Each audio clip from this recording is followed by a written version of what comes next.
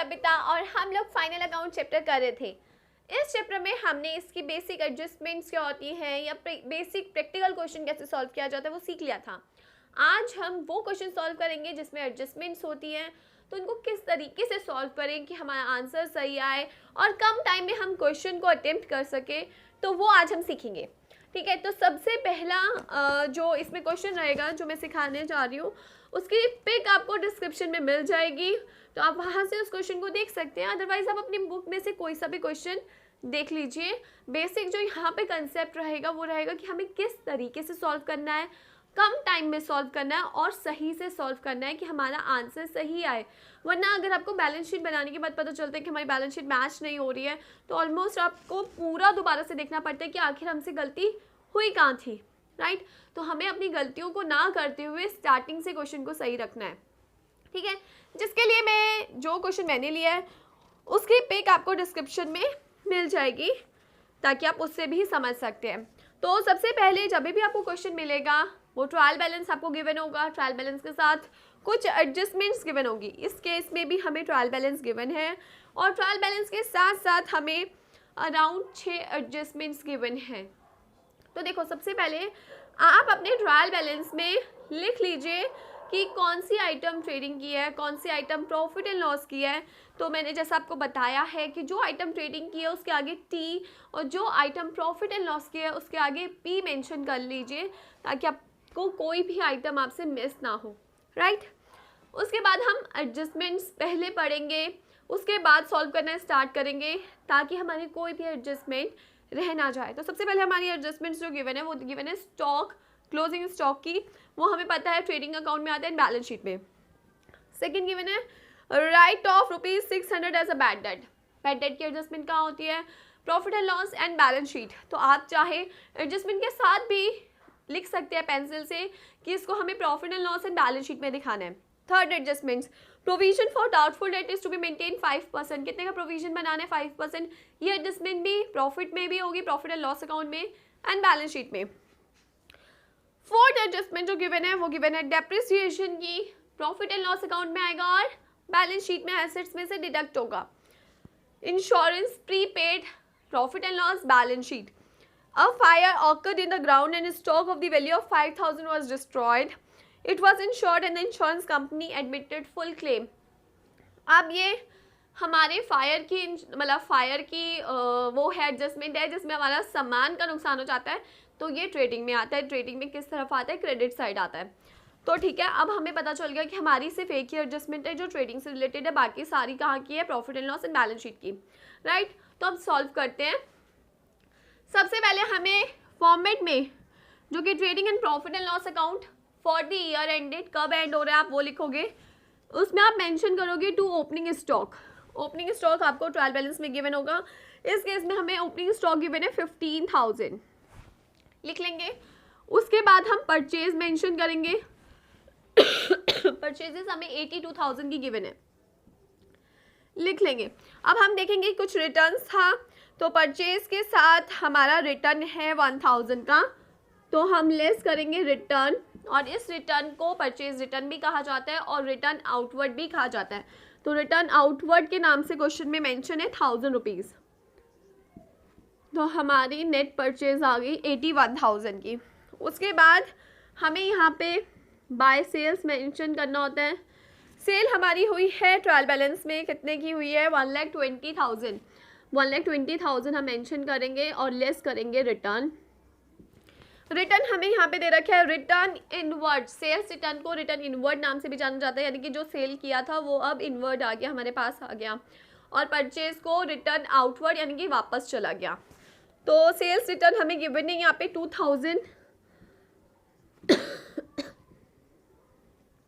तो 1,18,000 की सेल्स आ जाएगी, नेट सेल्स हमारी। उसके बाद हमारा क्लोजिंग स्टॉक आएगा जो कि है हमारे पास 14,000 का। राइट, अब हम देखेंगे डायरेक्ट एक्सपेंसेस जो हमें ट्रेडिंग में गिवन है, ट्रायल बैलेंस में। तो ट्रायल बैलेंस में जनरल एक्सपेंस डायरेक्ट नहीं होता, फ्रेट एंड ड्यूटी डायरेक्ट है।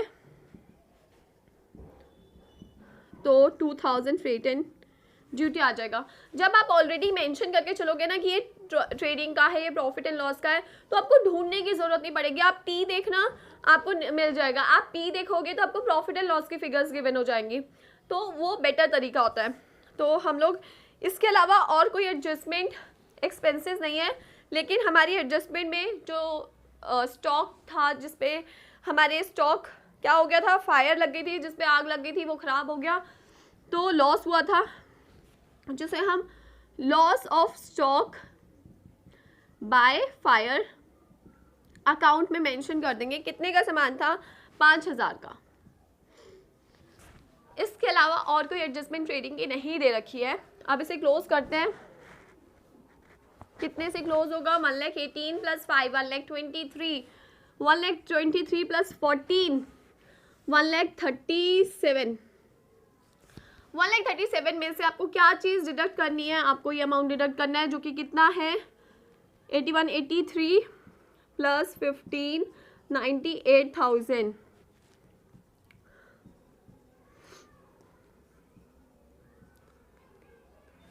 तो 39,000 का हमें ग्रॉस प्रॉफिट आ रहा है। तो प्रॉफिट कितना आ रहा है, 39,000 का। 1,37,000 हम यहाँ मेंशन कर देंगे। यहाँ क्या लिखेंगे, टू ग्रॉस प्रॉफिट, राइट। तो यहाँ तक हमारा ट्रेडिंग अकाउंट था। अब हम करते हैं प्रॉफिट एंड लॉस। मैं इसके साथ ही बनाती हूँ, आप चाहे तो आपके जैसे स्कूल में फॉलो किया जा रहा है कि अलग से अगर बनाया जाता तो अलग से बनाएंगे। हम सबसे पहले ग्रॉस प्रॉफिट ट्रांसफ़र करेंगे 39,000। इसके बाद हम सारे इनडायरेक्ट एक्सपेंसेस लेंगे विद एडजस्टमेंट, जो एडजस्टमेंट के साथ है। तो मैं आपको बोलूँगी कि जो पहले एडजस्टमेंट्स वाले हैं ना, आप उनको ले लो, उसके बाद आप ट्रायल बैलेंस को देखो।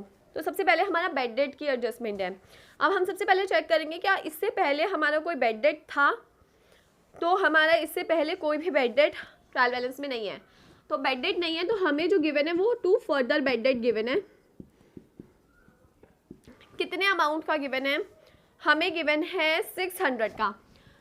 600 हम अंदर लिखेंगे। ऐसा क्यों, क्योंकि जो नेक्स्ट एडजस्टमेंट है वो भी प्रोविजन फॉर डाउटफुल डेट की है, यानी कि हमें न्यू प्रोविजन ऐड करना है और ओल्ड प्रोविजन लेस करना है। न्यू प्रोविजन कैसे बनता है, याद है कुछ? देखो, हमने सीखा है डेटर में से फर्दर बेड डेट लेस कर दे तो जो अमाउंट आता है उस पर प्रोविजन बनता है। तो यहाँ पे हमारे डेटर कितने के थे, डेटर हमारे थे 20,600 के। तो 20,600 में से हमारे फर्दर बेड डेट लेस करो 600। नाउ हमारे डेटर कितने के हैं, 20,000 के।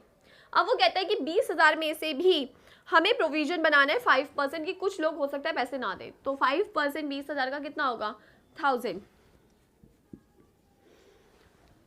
ठीक है।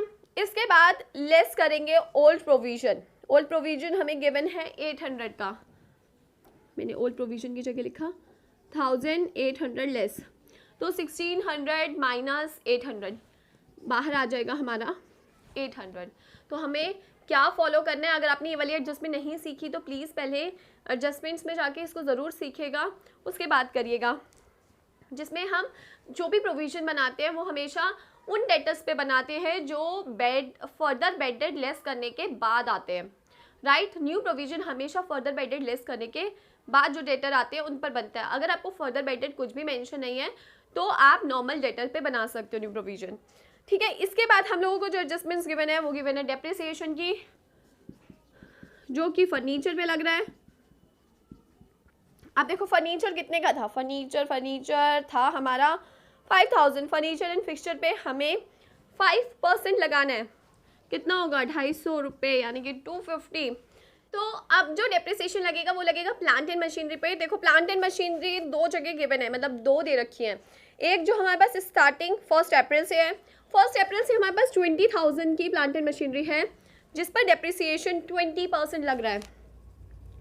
तो 20% के हिसाब से 4,000 प्लांट एंड मशीनरी का एक डेप्रिसिएशन हुआ।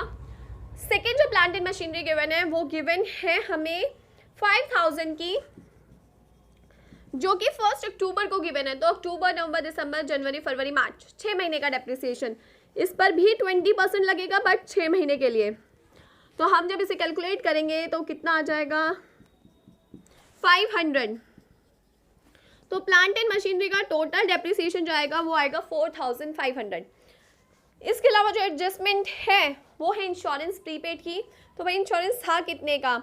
इंश्योरेंस था हमारा 700, तो हम इंश्योरेंस दिखाएंगे 700 और उसमें से माइनस कर देंगे 100 जो कि है प्रीपेड का पार्ट, जो कि 600 आ जाएगा।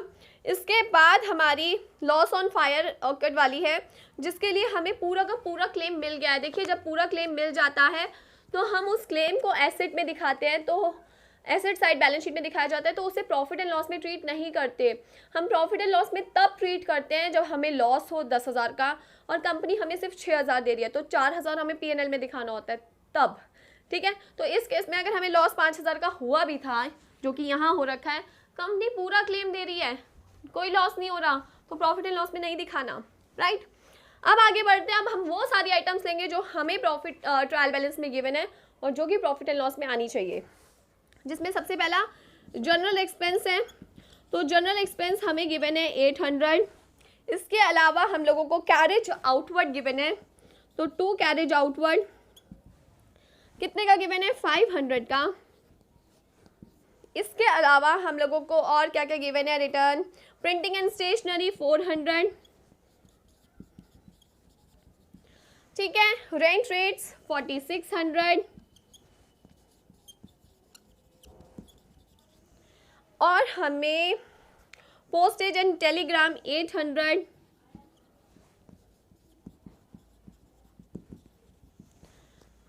इसके अलावा हमारा सैलरी एंड वेजेस, जगह कम हो रही है मैं ऊपर लिख देती हूँ, सैलरी एंड वेजेस हमारा गिवन है 21,300, अदरवाइज नीचे का पार्ट आएगा नहीं। तो ये सब चीज़ें हैं। अब हमें एक आइटम दे रखा है रेंट फॉर प्रीमिसेस सबलेट। आपने कोई भी चीज़ का आपको रेंट मिल रहा है तो बाय रेंट आपके पास आ जाएगा। आपने कुछ पार्ट उधार पर दे रखा था अपनी जगह का, तो उसकी जगह से आपको रेंट आ रहा है जो कि 1600 आ रहा है।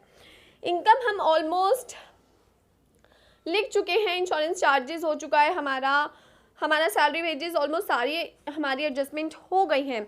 अगर मैं काउंट करूँ 6 6 और 9 10 पूरी एडजस्टमेंट हो गई हैं। अब हम जब इसको सॉल्व करेंगे तब आप देखोगे कि इसका प्रॉफिट कितना आ रहा है। देखो 39 प्लस ये कितना आ रहा है 40,600, तो यानी कि यहाँ की टोटलिंग तो हमारी 40,600 आ रही है। हमें नेट प्रॉफिट निकालना है। नेट प्रॉफिट हमारा कितना निकलेगा? नेट प्रॉफिट हमारा निकलेगा सारा टोटलिंग करने के बाद 21,300, 8 250 4,500 एंड 8 और 6 को मैं लेती हूँ 1,400 और इसको लेती हूँ 900, 46 और ये कितना हो गया 54। तो सॉल्व करेंगे 50 कितना होगा 5 3 8 8 और 8 16 17 18 20 18 22 31 31 32 35 3 8 9 34 550 सही आ रहा हो भाई। 0 5 0 एंड 10 में से 4 गया 6050 ठीक आ गया। वरना अक्सर ऐसा होता है कि जल्दी के चक्कर में कैलकुलेशन हमेशा मिस्टेक हो जाती है, लेकिन नहीं, इस बार नेट प्रॉफिट हमारा सही आया है 6050 आया है, ठीक है। तो अब नेट प्रॉफिट आ गया। अब बैलेंस शीट कुछ नहीं है, मतलब कुछ भी नहीं है सच में। अब आप इसे आराम से बना सकते हो। क्या करना है, सारी लाइबिलिटीज़ लिखनी है। लाइबिलिटी में सबसे पहले लाइबिलिटी ट्रायल बैलेंस में सर्च करेंगे, हमारी आ रही है क्रेडिटर, और क्रेडिटर से कोई एडजस्टमेंट रिलेटेड नहीं थी तो पूरी लाइबिलिटी लिख दी। इसके बाद हमारी लाइबिलिटी में और कुछ नहीं गिवन तो हम कैपिटल लिखेंगे। कैपिटल हमें गिवन है 80,000, यानी कि पर्सन ने बिजनेस में कितना पैसा लगा रखा है, सिर्फ 80,000। इसमें नेट प्रॉफिट ऐड करेंगे 6050, ठीक है। हमारा अमाउंट आ जाएगा 059, अरे भाई प्लस करना है, मैं माइनस क्यों कर रही हूँ, 06 86,050। लेकिन हमें ड्राइंग्स गिवन है ट्रायल बैलेंस में, कितनी की ड्राइंग्स है 6,000 की। मतलब उस पर्सन को 6,000 का प्रॉफिट हुआ और 6,000 वो बिजनेस में से सामान लेकर चला गया, तो उसके हाथ में कुछ नहीं आया, बस 50 रुपये आए हैं। वेरी गुड, ठीक है, कोई बात नहीं, उसका अपना काम है। अब हम देखते हैं, देखो कैश इन हैंड वगैरह हम लोगों को एसेट साइड में देखना है। एसेट साइड में हम लोगों को कैश इन हैंड बैंक दे रखा है, आप लोगों को ये प्रॉपर तरीके से लिखना है, समझ रहे हैं आप। 6,200 एसेट, यानी कि जितने एसेट्स हैं आपको पता होने चाहिए, तभी मैंने बोला एक बार ना आप जो आपकी बुक में फॉर्मेट गिवन है जिसमें बैलेंस शीट के सारे एसेट्स गिवन है, रीड आउट कर लो, इनफ है। हमारे एसेट्स हमें देख के ही पता चल जाते हैं, जैसे हमारे पास पैसा, हमारे बैंक में रखा हुआ पैसा, तो बैंक में कितना पैसा रखा है, 20,500। इसके अलावा हमारे कौन से एसेट्स और हैं, फर्नीचर एंड फिक्सचर हमारा एक एसेट गिवन है इस तरफ को 5,000 का, जिसमें हमारा डेप्रिसिएशन लग चुका था, लेस करेंगे डेप्रिसिएशन 250 रुपये, तो 4,750 रुपये आ जाएगा। और हमें डेटर गिवन है 20,600 के, जिसमें हम लेस करते हैं फर्दर बेड डेट 600, बचे 20,000 के, इसमें से भी लेस करेंगे न्यू प्रोविज़न। न्यू प्रोविज़न कितने का बनाया था, 1,000 रुपीज़ का न्यू प्रोविज़न बनाया था, बाहर आ जाएगा 19,000। इसके अलावा और कोई एसेट, और कोई एसेट में प्लांट एंड मशीनरी। देखो प्लांट एंड मशीनरी आप चाहे इस अमाउंट को इकट्ठा करके भी लिख सकते हो कि आपका प्लांट एंड मशीनरी कितने का है अभी आपके पास, तो 20 + 5 25,000 का है, जिसपे total depreciation plant and machinery पे देखो टोटल डेप्रिसिएशन कितना लगा, 4,500, तो आप इकट्ठा माइनस कर दो, लेस 4,500, बिजनेस में बचा 20,500 रुपये। ओके, इसके बाद और कोई एसेट प्लांट एंड मशीनरी के बाद और कोई एसेट नहीं गिवन है, नहीं गिवन एसेट, फर्नीचर हो गया, ये हो गया। अब हम देखते हैं वो एडजस्टमेंट जो हमने प्रॉफिट एंड लॉस में करी थी और यहाँ होनी चाहिए थी बैलेंस शीट में। तो देखो एक तो सबसे पहले ट्रेडिंग से स्टार्ट करेंगे, क्लोजिंग स्टॉक की। क्लोजिंग स्टॉक आना चाहिए हमारा 14,000। और कोई ट्रेडिंग की आइटम जो आपको नजर आ रही हो जो आनी चाहिए बैलेंस शीट में, मुझे तो इसका क्लेम नजर आ रहा है, लॉस ऑफ स्टॉक का क्लेम कितना था, क्लेम भी पूरा का पूरा था, यानी कि 5,000, ठीक है, तो पूरा हम क्लेम लिख देंगे। अब हम ट्रेडिंग अकाउंट देखेंगे, क्या ट्रेडिंग अकाउंट में से कोई एडजस्टमेंट है, बिल्कुल है, डेटर की हम कर चुके हैं, प्लांट एंड मशीनरी की हम कर चुके हैं, इंश्योरेंस प्रीपेड 100 रुपये, तो प्रीपेड इंश्योरेंस 100 रुपीज़ लिखेंगे। इसके अलावा और कोई एडजस्टमेंट नहीं दे रखी, तो सारी एडजस्टमेंट हो गई है। अब हम यहाँ का टोटल कर लेंगे, टोटल में हमारा 90,050 लाइबिलिटी साइड का टोटल आ रहा है। एसेट साइड का भी करके देखते हैं, इतना ही आना चाहिए, जिसमें हमारा स्टार्टिंग है 26,700 से, 20,500 प्लस 6,200 को प्लस करा 4,750, और इसके बाद है 19,000, इसके बाद है 20,500 अगेन, उसके बाद हमारे को दे रखा है 14,000 प्लस 5 19,100, तो इकट्ठा ले लेते हैं, ठीक है। अब इसकी टोटलिंग करते हैं, देखो 50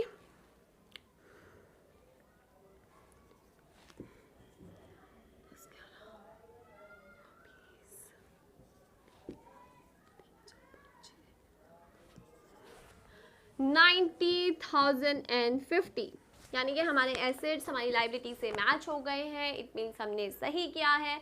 तो यहाँ तक हम लोगों का क्वेश्चन था, मेन था कि आपको एक तरीका समझाऊं जिससे आप इजीली क्वेश्चन को सॉल्व कर सको। आई होप आप लोगों को समझ आया होगा आपको ट्रेडिंग अकाउंट को किस तरीके से सॉल्व करना है। आपको सबसे पहले ट्रायल बैलेंस में एक ब्रीफ देती हूँ। देखो बैलेंस शीट मैच हो चुकी है हमारी, हमें ट्रेडिंग अकाउंट जब भी बनाएंगे हमें सबसे पहले ट्रायल बैलेंस में हर एक चीज़ को मेंशन कर लो पेंसिल से कि ट्रेडिंग से रिलेटेड है या प्रॉफिट एंड लॉस से, क्योंकि हम नहीं चाहते कि हमारा क्वेश्चन गलत हो, राइट।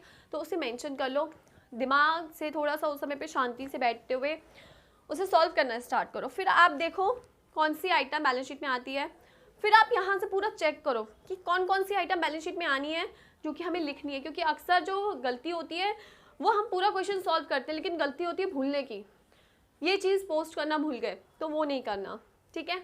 तो आज की वीडियो में बस इतना ही था।